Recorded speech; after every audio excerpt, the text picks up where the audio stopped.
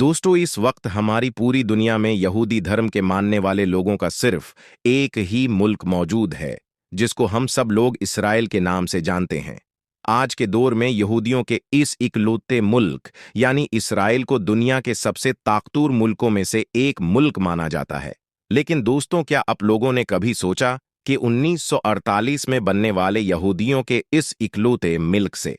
पहले हमारी दुनिया में रहने वाले सभी यहूदियों का क्या हाल था? आखिर 1948 से पहले ये सारे यहूदी कहाँ रहा करते थे और जहां भी रहा करते थे,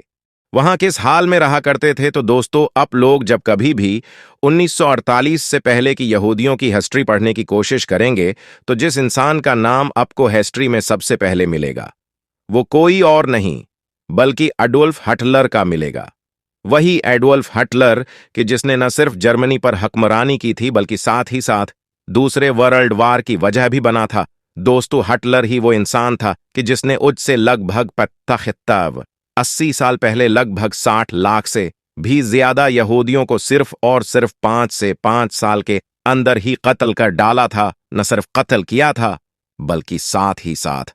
वो तो हमेशा हमेशा के लिए हमारे उस पूरी दुनिया को यहूदियों से पाक कर देना चाहता था। हिटलर को यहूदियों से कितनी ज्यादा नफरत थी, इस बात का अंदाजा सिर्फ और सिर्फ आप इस बात से लगा सकते हैं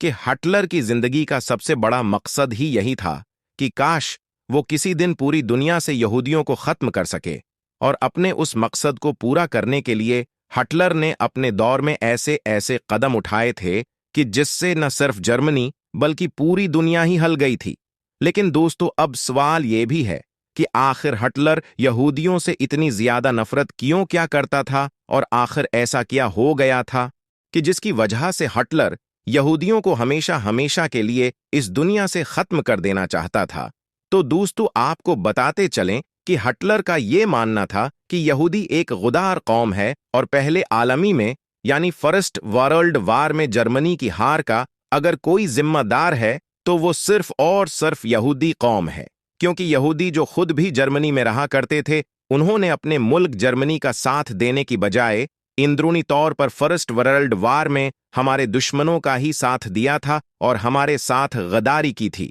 इसके अलावा हिटलर का यह भी मानना था कि पूरी दुनिया में जर्मन ही वो इकलौती कौम है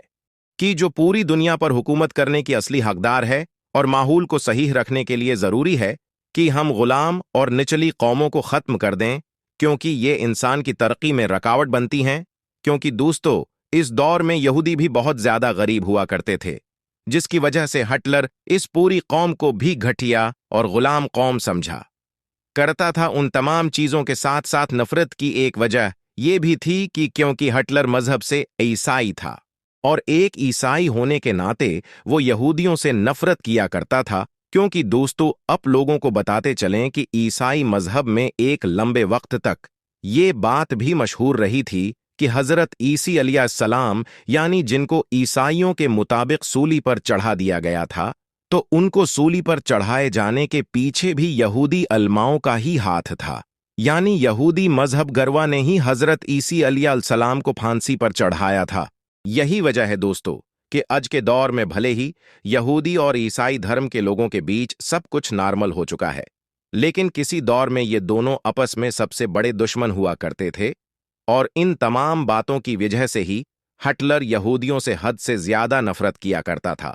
और इसी नफरत की वजह यह थी कि जैसे ही हिटलर ने जर्मनी की हुकूमत को संभाला था, तो फौरन जर्मनी में रहने वाले यहूदियों पर तरह तरह की पाबंदी लगाना शुरू कर दी थी, जिन पाबंदियों से परेशान होकर हजारों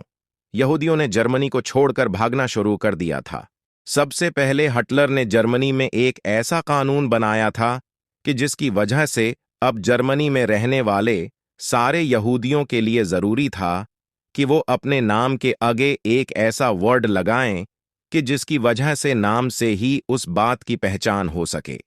कि ये इंसान यहूदी है। जहां एक तरफ यहूदी मुर्दों को अपने नाम के आगे इस्राएल लगाना जरूरी था, तो वहीं दूसरी तरफ यहूदी औरतों को अपने नाम के आगे सारा लगाना जरूरी था। और यही वो दो नाम थे कि जिनकी वजह से पूरे जर्मनी में यहूदियों को अलग से ही पहचान लिया जाता था। उसके कुछ वक्त के बाद ही जर्मनी गवर्नमेंट ने